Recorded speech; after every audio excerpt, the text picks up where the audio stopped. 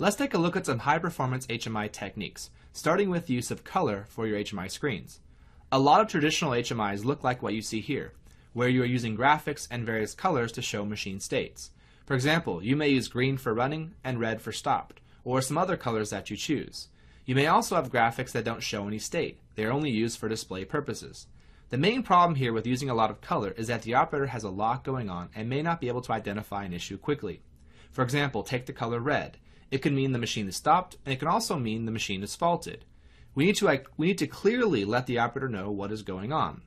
When creating high-performance HMIs, you only want to use color when an actual problem is present.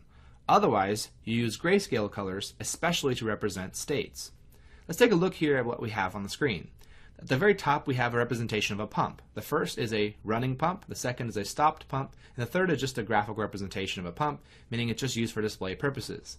At the bottom, I have a little process here, where only two things are actually showing state, the pump and the arrow over here on the right-hand side.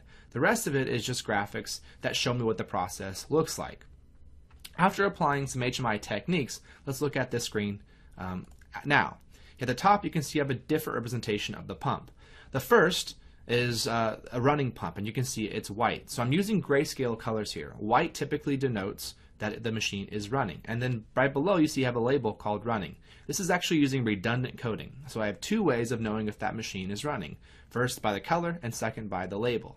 So the second here, I see that my pump is stopped. And I'm using a much darker gray here. So the darker the gray, that denotes that the machine is stopped. Also with the label down below saying it's stopped.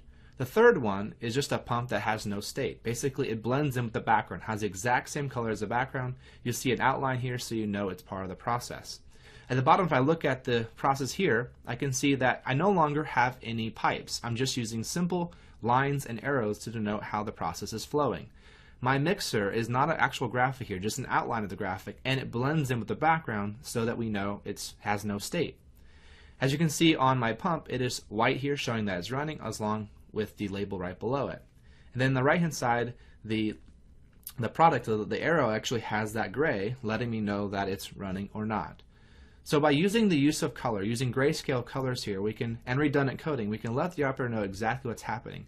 And if we had a flash of red on the screen or a flash of yellow, especially if there's alarm or some fault condition, then we can clearly see that on the screen and our eyes will go to that area knowing that there's an issue with that. Otherwise, if we look at the screen, everything is perfectly grayscale, then we can see that there's no issue with that.